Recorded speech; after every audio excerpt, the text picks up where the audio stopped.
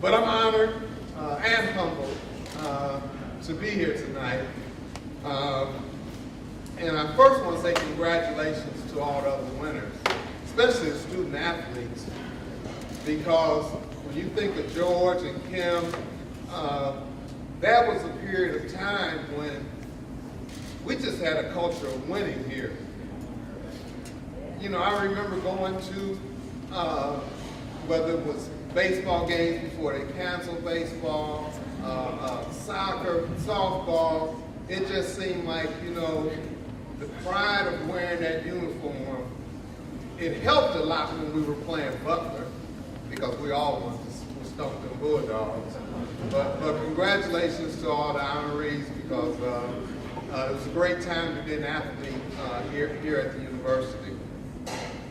You know, I like to give a few thanks out. You know, obviously I start with my family, my wife Deborah, my daughter Paris.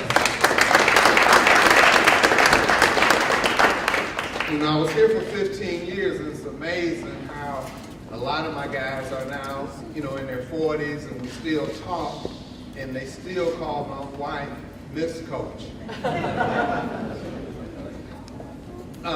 To be as successful as we was, obviously, it was more than about me.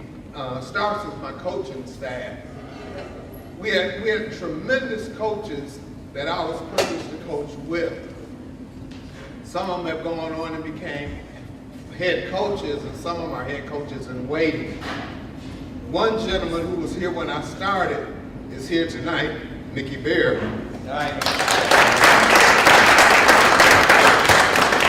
Mickey was with us in those championship years, and then went on and became the head coach of the Lady Titans.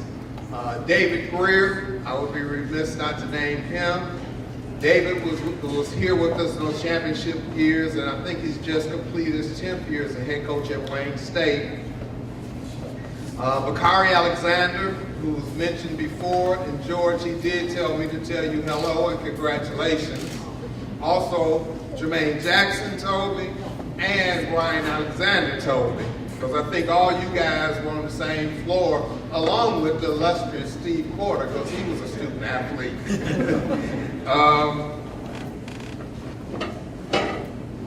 Kevin Mondro and Bakari Alexander, those two guys, just to watch them start their careers with us as coaches, and now to see them on the sidelines at Eastern Michigan, at the University of Michigan, it's just amazing how they've grown as coaches, and they're just head coaches in waiting.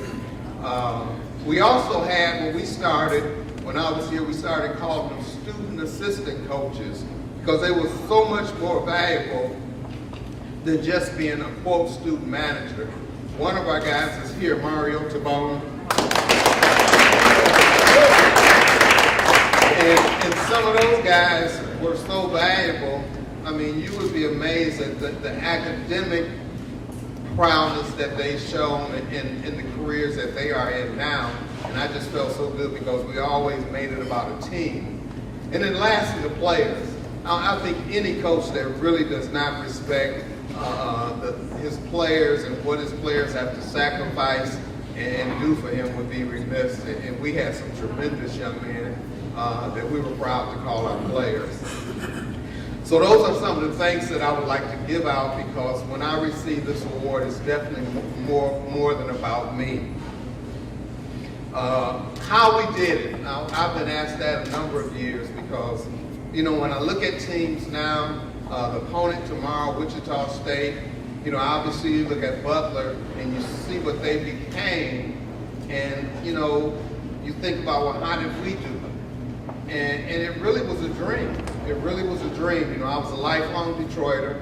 I had been blessed to always be in winning programs. Our program at Southwestern High School was #1 team in the nation. We were always consistently in the top 10. And then I was fortunate to go to Michigan. And 2 years we in the national championship game playing for the NCAA Tournament. So when Sister Faye and Brad Kinsman, who were mentioned earlier, recruited me to come and coach, you know, one of the things that I wanted to make clear was that, you know, if I was coming back home we definitely were coming to establish a winning program, because it hadn't had a winning program. Had some very good coaches that had coached here, but for whatever reason had never put it together.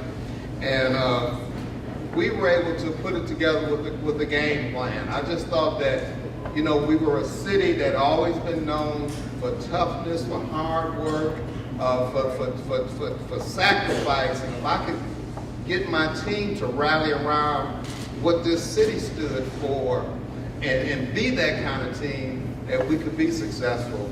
And to be able to see that dream come true, as stated with the accomplishments that we had, it's just like, you know, witnessing your child become successful.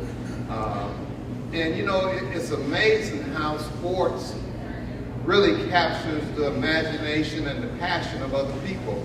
I mean, to be here and to have grown up in this city and now to have done what we were doing, I now had access to the mayors. I mean, I could call the mayor of the city of Detroit, you know, ask them if we could have a minute to talk. We had them come into our games. You know, the business leaders, I remember sitting in with Mike Illich talking about what our dream was. He shared with me what his dream was. You know, they talked about us in the barbershops and the churches and the schools.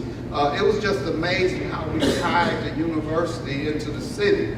Because I had been a teacher, counselor, and a coach for 20 years with Detroit Public Schools. And there was never that connection to me that existed between the university and the community. So we took it upon ourselves to really become Detroit's team. And now, you know, Mason, who used to come to our games, he took our motto, and now everybody thinks when he hollers Detroit basketball, it started with the Pistons. Started here.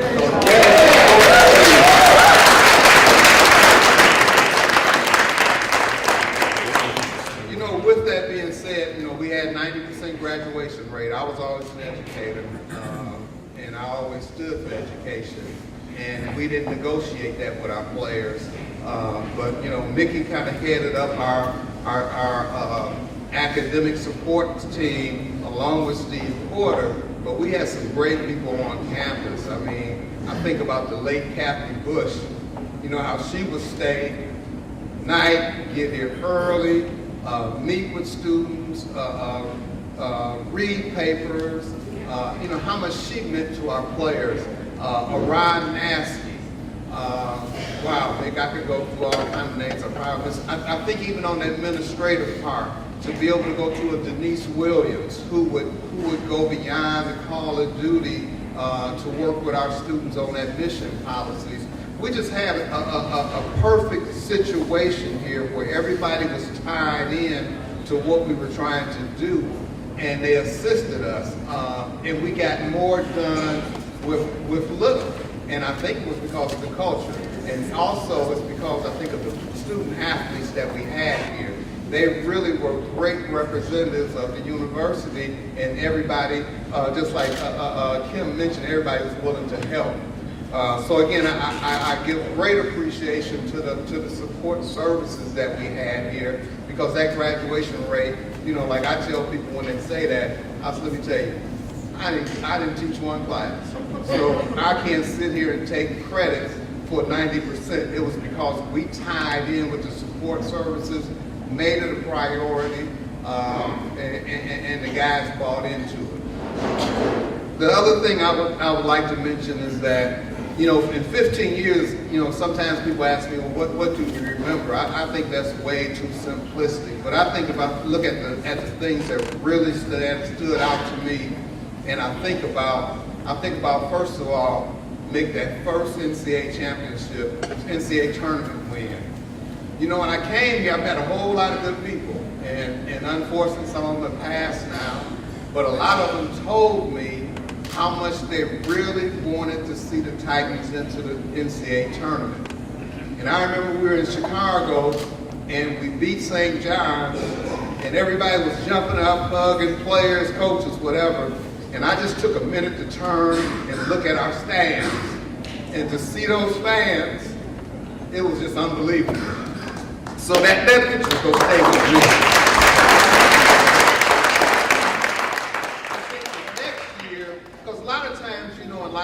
something one time, people say, oh, it's lucky. So to come back the next year, and now we have to play UCLA, and we playing them in Indianapolis. You know, my son, Jalen Rose, is playing for the Pacers. So he's on one side of the arena. Reggie Miller, who played for UCLA and plays for Pacers, on the other side of the arena. And they're showing them up on the big Megatron. Jalen with his Detroit hat on, and they're woofing across the arena. And that team ended up, I think Nick had 6 guys who wanted to play NBA basketball, and the Titans took them down.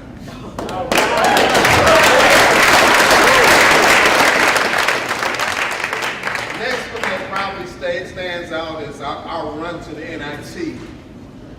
I don't think John Dieters is here, but some of you guys probably have heard about it or knew about the Rhodes Scholars, as they call themselves.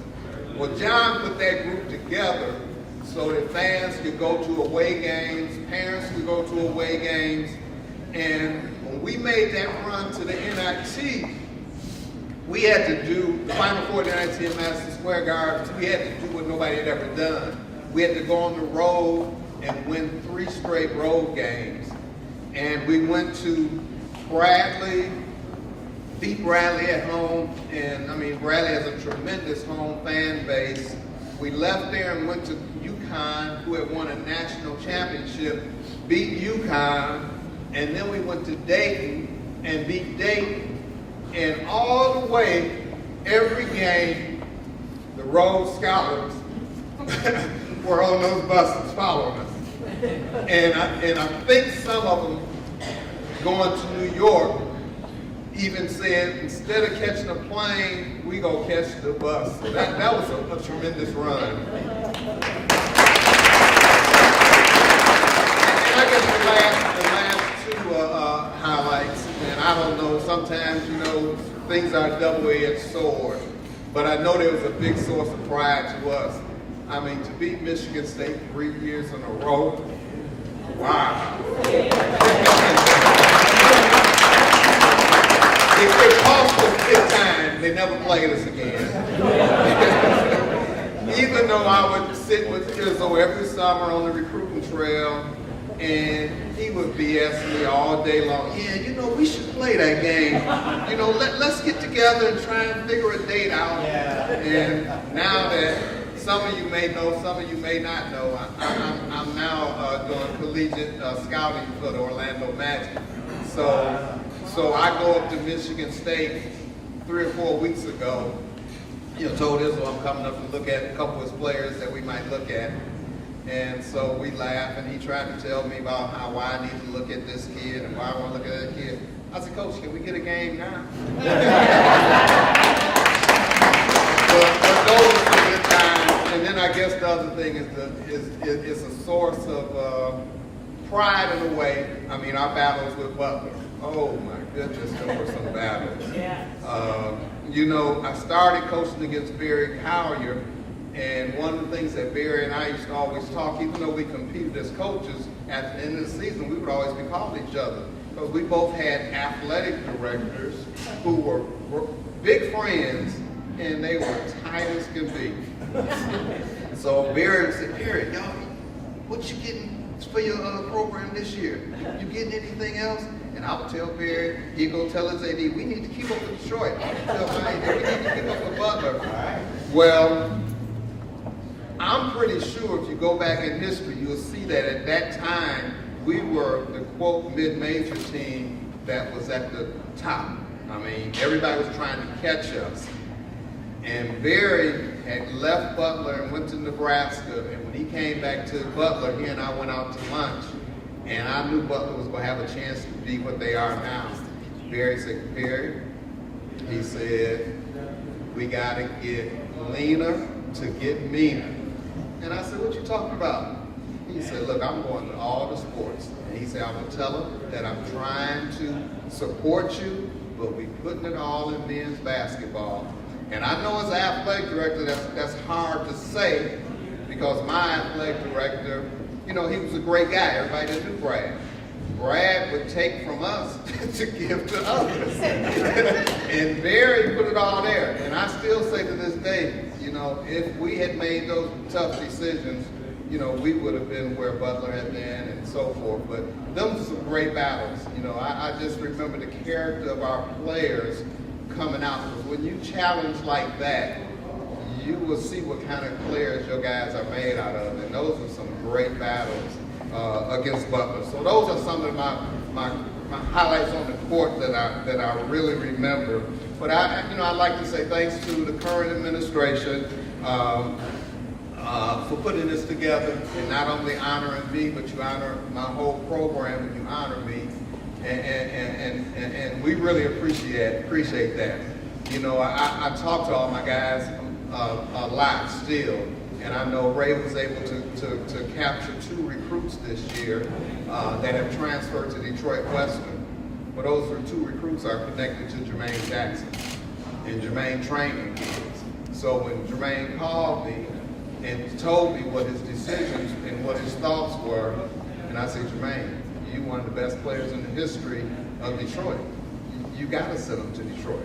I said, you know, we got the program going with Detroit kids. And if Ray wants those kids, and they're Detroit kids, and I know how they are, you got to send them. So the beat continues. Ray has 2 guys that are connected to my guys that are coming in to play for the Titans next year. So again, kudos. So again, in closing, I give big props to Ray for being here. If there's anything that I can ever do for any of you, feel free to call. I have started wintering in Florida, and it's pretty good. I had no problem, and then the magic kind of got me working. But I also want to say this because Lisa's sister came up here, and most athletes I've seen, but let me tell y'all, some of y'all had never seen Lisa Blackburn play. Oh, that girl can play. I taught her everything. You did good, because I watched Lisa as a high school player. I watched her in college. You know, I was fortunate to call her a friend. Her teammate, Davina, is here. WNBA, y'all can change real soon, because them girls can play. So again, thanks, and I enjoyed it.